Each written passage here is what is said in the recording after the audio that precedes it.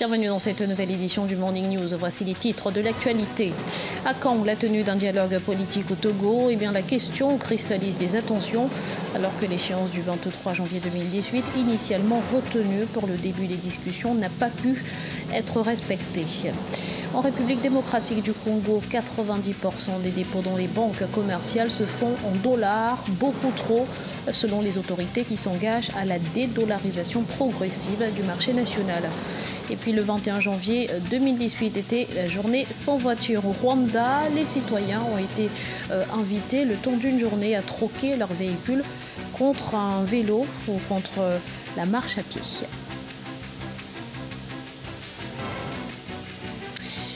Au Togo, les autorités avaient entériné la date du 23 janvier pour la tenue d'un dialogue. Seulement, le cadre de ce dialogue ne fait toujours pas à l'objet d'un consensus. Sur le terrain, l'incertitude gagne du terrain. Sharon Kamara. Ce samedi 20 janvier 2018, elles étaient des milliers de femmes dans les rues de Lomé à demander le départ du président Faure Gnassingbé suite à l'appel de l'opposition. Et ce scénario se répète régulièrement depuis le début de la protestation en août 2017. Hommes et femmes réunis au sein de la coalition continuent de réclamer le retour à la Constitution de 1992 qui limite le mandat présidentiel à 5 ans, renouvelable une seule fois, ainsi que le vote des Togolais de la diaspora. Et au Togo, il y a déjà eu plus de 25 négociations, que ce soit des négociations inter-togolais ou des négociations qui ont été organisées par des institutions internationales comme l'Union européenne, la francophonie, la France ou éventuellement la CEDEAO.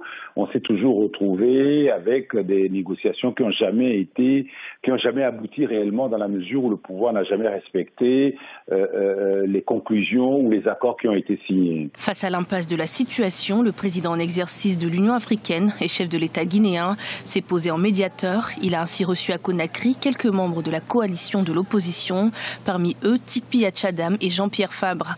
Une délégation de médiateurs était prévue pour se rendre à Lomé le 23 janvier afin d'organiser la rencontre entre l'opposition et le pouvoir, mais le projet n'a pas abouti. Le président de la République de Guinée, président en exercice de l'Union africaine, a réitéré son souhait que les problèmes africains soient résolus par les Africains eux-mêmes et souhaité que le dialogue soit privilégié comme moyen de règlement des différends qui opposent les acteurs politiques togolais.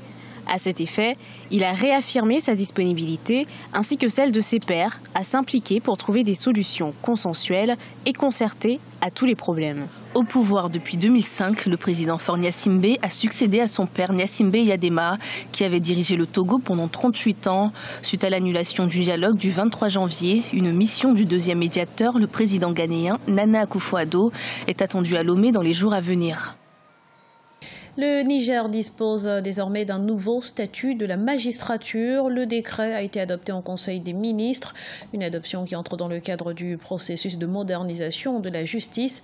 Le syndicat autonome de la profession avait observé une grève de 72 heures en décembre 2017 pour réclamer ce statut. Les magistrats pourront ainsi bénéficier d'une réduction des années de cotisation de retraite, actuellement de 25 à 15 ans, tout comme les autres fonctionnaires de l'État. Les autorités ivoiriennes ont lancé le 18 janvier les activités du cadre d'action commune de l'initiative dénommée Cacao Forêt, une initiative définie par le gouvernement comme une mise en œuvre concrète de l'agriculture zéro déforestation. Elle devra permettre à terme une protection des ressources forestières dont les pertes chaque année sont estimées à des centaines de milliers d'hectares. Cheikh Omar Bandaogo. Avec une perte annuelle de près de 200 000 hectares de ressources forestières, la Côte d'Ivoire fait face à un défi important. Maintenir une forte production agricole tout en protégeant la forêt qui, elle aussi, constitue une importante source de revenus pour le pays. C'est à cet effet que les autorités ivoiriennes ont procédé au lancement de l'initiative Cacao Forêt le 18 janvier 2018. L'objectif de ces initiatives est de contribuer à développer des solutions durables en vue de relever le défi du changement climatique et celui de l'épuisement des ressources naturelles en mettant l'accent sur la gestion durable de l'agriculture et de la pêche. La culture du cacao, dont la Côte d'Ivoire est le premier producteur mondial, représente une véritable menace pour la forêt dans ce pays. Selon les agronomes, cela résulte du fait que les producteurs ignorent des règles de base de l'agriculture. Et cela s'applique à toutes les cultures. Les variétés qu'on leur donne sont déjà sélectionnées. Donc déjà pour 1 hectare, 2 hectares, il peut avoir un bon rendement. Mais quand il n'a pas conscience de ça, il pense que c'est en nettoyant 5 hectares qu'il va plus couper de la forêt et qu'il va avoir beaucoup. Donc, il dit qu'au lieu d'agresser la forêt, il faut qu'il prenne la forêt comme son ami. Et aussi par la pratique de l'agroforesterie, c'est une très belle initiative qui va être soit peut permettre aux planteurs de se rappeler que écoute, la ressource qu'il utilise là, elle est en voie de disparition. Avec plus de 16 millions d'hectares de forêt au milieu du siècle dernier, les superficies résiduelles de forêt en Côte d'Ivoire étaient estimées en 2015 à moins de 3,4 millions d'hectares. Cette même année, le Conseil Café-Cacao a développé une feuille de route appelée Cacao Ami de la forêt qui a été intégrée dans la note d'orientation politique pour l'agriculture zéro déforestation. Le gouvernement, lui, a élaboré et adopté en 2017 un plan d'action cacao et forêt pour sauver sa couverture forestière. En République démocratique du Congo, la politique monétaire de 2017 sera reconduite en 2018. La Banque centrale annonce le maintien du taux d'inflation à 7% et l'accélération de la dédollarisation du marché national. Explication avec Nathalie Mo. La Banque centrale du Congo a annoncé que le taux d'inflation au sein du pays sera maintenu à 7% au cours de l'année 2018. Et pour cause, la politique monétaire du pays restera cette année inchangée. L'objectif étant de pérenniser la stabilité économique actuelle. Cette politique monétaire s'appuie entre autres sur les bons chiffres des cours de certains produits exportés tels que le cuivre, sur la baisse du taux directeur à 10% et sur la dédollarisation de l'économie pour améliorer la gestion du taux de change. Cette politique monétaire expansionniste aura pour effet une plus grande distribution de la masse monétaire par les banques commerciales, ce qui va conduire à l'augmentation du crédit et donc les investisseurs vont plus facilement avoir matière à investir qui a pour objet d'augmenter l'activité dans le pays. Parmi les mesures prévues, la dédollarisation de l'économie fait débat. Pour certains experts congolais, elle pourrait même ne pas être efficace. En effet, celle-ci entraînera une baisse des revenus de seigneuriage, une mesure qui pourrait également affecter l'activité des banques commerciales en les rendant vulnérables. Le premier impact, c'est la crédibilité de cette monnaie à l'international. Ce qu'il faut savoir, c'est que cette monnaie n'est pas forcément connue de tout le monde. Et donc, une dédollarisation de cette monnaie ne peut pas apporter de bénéfices à la RDC. Cependant, le comité de politique monétaire de la RDC encourage le gouvernement à poursuivre les mesures engagées afin de stabiliser et relancer l'économie du pays. Des mesures qui permettraient à l'économie congolaise d'être plus résiliente. Ce 21 janvier était la journée sans voiture à Kigali au Rwanda. Pour l'occasion, les populations étaient invitées à laisser les véhicules polluants pour emprunter des vélos ou se mettre à la marche à pied.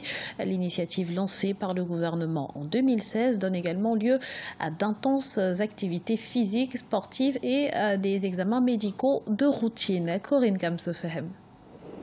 Comme chaque mois depuis 2016, Kigali, la capitale du Rwanda, vibre au rythme d'une journée sans voiture.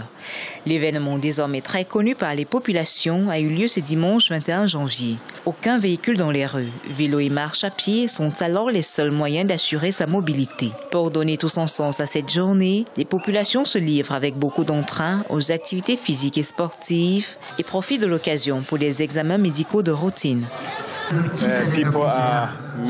La population est nombreuse et ne cesse d'augmenter. Il s'agit donc principalement de sensibiliser les gens au sport, mais aussi de les inciter à faire des visites de routine pour s'assurer qu'ils sont en bonne santé. L'initiative gouvernementale lancée en 2016 vise à réduire les émissions de gaz à effet de serre. Elle incite donc les populations à adopter un style de vie plus sain. Avec les effets du changement climatique fortement ressentis en Afrique, c'est tout le continent qui est invité à copier l'exemple rwandais. Ce que nous le faisons dans un certain contexte, mais nous ne pouvons pas dire que le sport est exclusivement réservé aux habitants de Kigali ou aux Rwandais. Au contraire, la façon dont nous essayons de promouvoir le sport peut inspirer d'autres pays à travers l'Afrique. Ils peuvent également mettre en place des séances de sport ou adapter cette journée sans voiture à leur propre contexte. Avec 1,1 million d'habitants, la ville de Kigali est un modèle de bonne gouvernance territoriale en Afrique. En 2016, et pour la 3e fois consécutive, l'ONU Habitat avait déclaré Kigali ville la plus propre d'Afrique. En 2017, le courrier international lui décernait la couronne de meilleure capitale africaine avec un confort de vie comparable à celui des plus grandes villes du monde. Ce journal a été réalisé par l'ensemble de la rédaction. Merci pour votre fidélité. Dans un instant, une nouvelle édition de l'actualité sur Africa 24.